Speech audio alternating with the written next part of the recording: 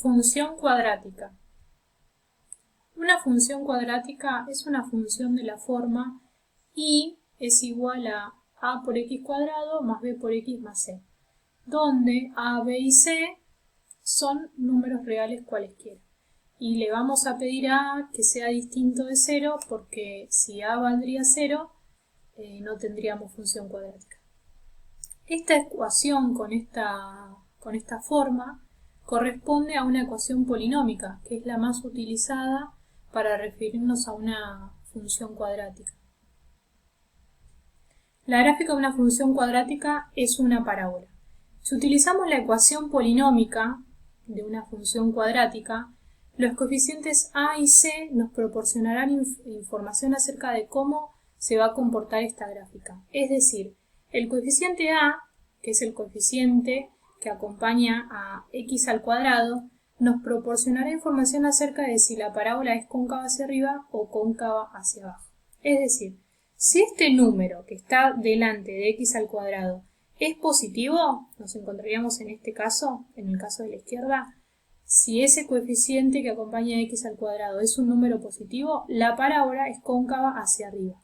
Si este coeficiente, o sea, si este número que acompaña a x al cuadrado es un número negativo, nos encontraríamos en el caso de la derecha, con a negativo, la parábola sería cóncava hacia abajo. Y el coeficiente c también nos proporciona información útil a la hora de construir la gráfica de la parábola o a la hora de observar cómo se comporta esta parábola. El coeficiente c es la ordenada al origen y eso significa que cuando x vale 0, y va a tener el valor de c. O sea, es la intersección del eje y con la gráfica de la parábola. En el gráfico de la izquierda lo podemos observar aquí al punto y en el gráfico de la derecha lo podemos observar ahí.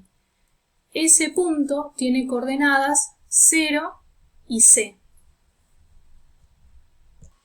Respecto a la gráfica de una función cuadrática, respecto a la gráfica de esta parábola, con 3 elementos vamos a determinar cómo trazar esta gráfica. A veces con menos elementos también lo podemos trazar, pero a lo largo de esta cursada, para trazar una gráfica, se va a pedir que se determinen estos 3 elementos.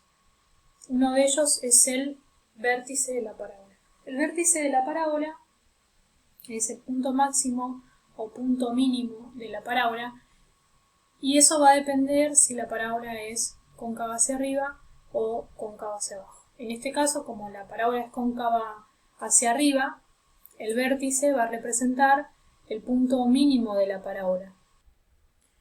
Este punto del vértice, que lo llamamos B, es un punto del plano en esta ecuación y está compuesto por las coordenadas x vértice y vértice, donde x vértice se calcula como la razón entre el opuesto de b y el doble de a. Y después y vértice se calcula de manera que cuando hallamos el x vértice vamos a reemplazar ese valor x vértice en la función cuadrática y observar qué valor toma la función cuadrática. Y ahí se puede decir que hallamos el f de x vértice. En nuestra gráfica podemos observar que el vértice de la parábola, ese punto que llamamos B, con coordenadas x vértice y vértice, toma respectivamente los valores 2 y menos 1. Otro elemento que tiene que estar representado en la gráfica de una función cuadrática, o sea, en la gráfica de una parábola, es el eje de simetría, que en nuestro ejemplo es esta recta con líneas punteadas. Esta recta vertical tiene ecuación x igual a x vértice y divide a la parábola exactamente en dos partes iguales. Una observación que podemos hacer es que el vértice tiene coordenadas X vértice y vértice, y que el eje de simetría, o sea, esta recta vertical, es de ecuación x igual a x vértice. Es decir, que esta recta vertical va a pasar por el punto mínimo de esta parábola. Otro elemento que también tiene que estar representado en la gráfica de una parábola son las raíces de esta parábola. Primero, para determinar si la parábola tiene o no raíces, debemos hacer el discriminante de la función polinómica, de la ecuación polinómica. Una vez que hayamos el discriminante, si este es mayor o igual a 0, tenemos raíces.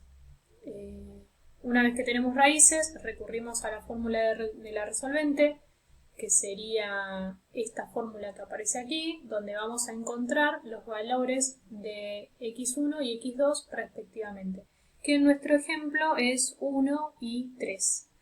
En este ejemplo, la parábola tiene, el discriminante nos dio que era positivo, entonces la parábola tiene dos raíces. Si nos hubiese dado igual a 0 el discriminante, hubiésemos tenido una sola raíz, entonces el vértice de la parábola estaría sobre el eje X.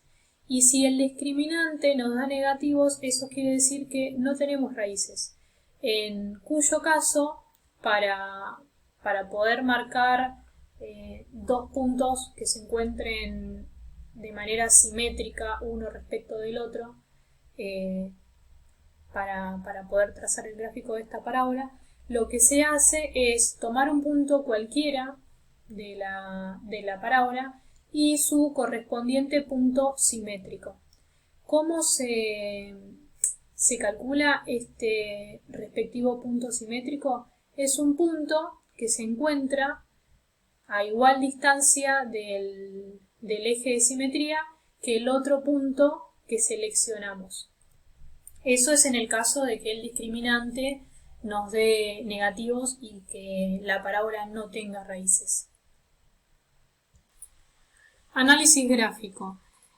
Al tomar el mismo ejemplo que en las diapositivas anteriores, lo que se pretende es generalizar este caso, este ejemplo, a todas las parábolas que sean cóncavas hacia arriba, pero este mismo análisis acerca del dominio, imagen, raíces, ordenada al origen, intervalo de crecimiento, conjunto de positividad y conjunto de negatividad, debe ser trasladado también a las parábolas que sean cóncavas hacia abajo.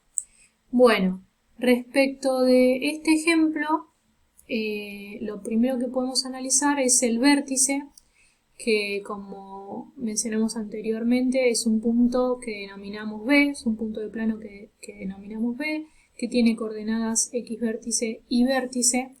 Ese punto, en este caso, ya que la parábola es cóncava hacia arriba, representa un mínimo, es decir, el valor mínimo que va a tomar esta función.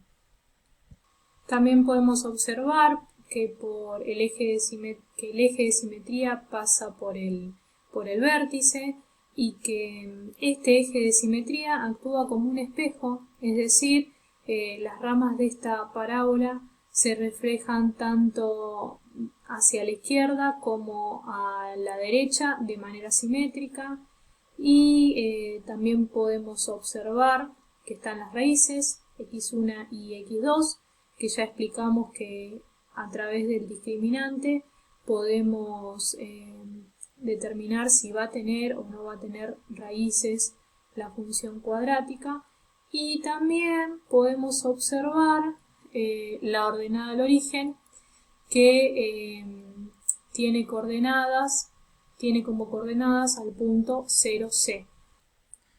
Otro tipo de observación que podemos hacerle a la función cuadrática es que si trabajamos con la ecuación polinómica y es igual a por x al cuadrado más b por x más c, x no tiene ninguna restricción, es decir, puede tomar cualquier valor dentro del eje real. Por esa razón, el dominio para este tipo de funciones son todos los reales. Con respecto a la imagen de esta función, lo que podemos observar es que arranca a partir de su punto mínimo, que está en el vértice de la parábola, y luego se extiende hasta el infinito. Es decir, va a arrancar acá y luego la función se va a ir hasta el infinito. Por eso, en particular para este ejemplo que citamos, la imagen de la parábola es desde y vértice hasta el infinito. Y dicho de manera numérica, al observar qué valores toma el vértice en este gráfico, pasa por -1 hasta el infinito.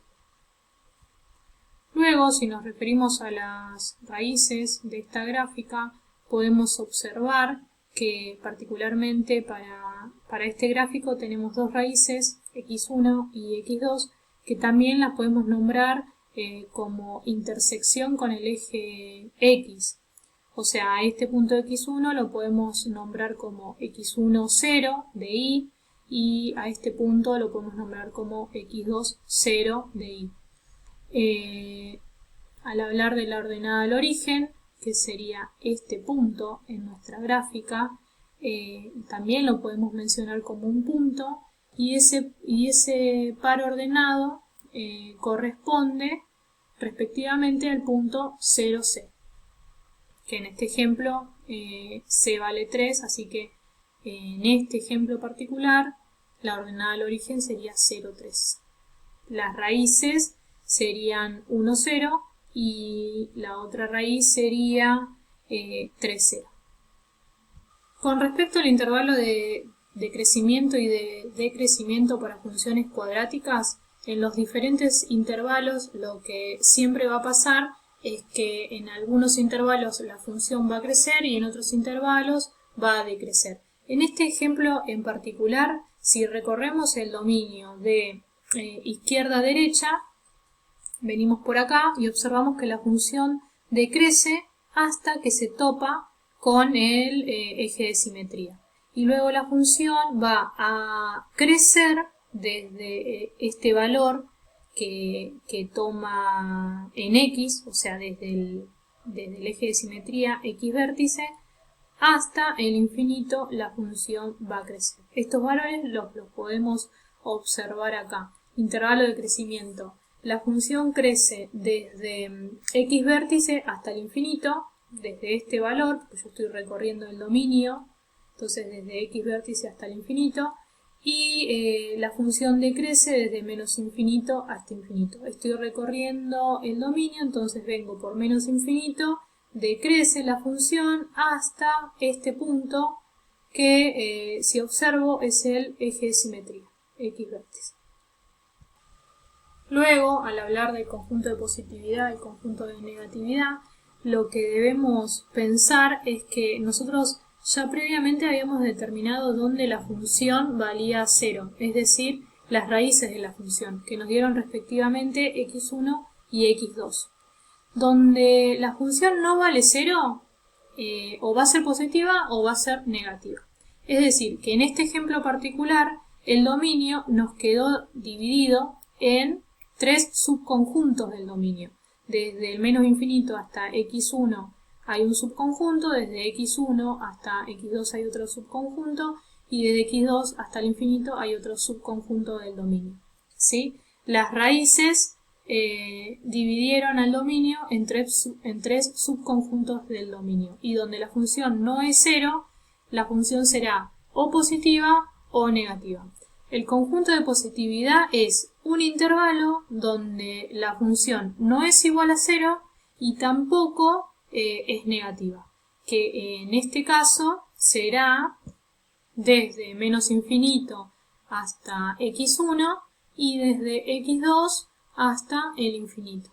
Luego tenemos el conjunto de negatividad, es decir, el intervalo en el cual la función no es igual a 0 y tampoco es positiva, que en nuestro ejemplo particular va a ocurrir aquí, desde x1 hasta x2.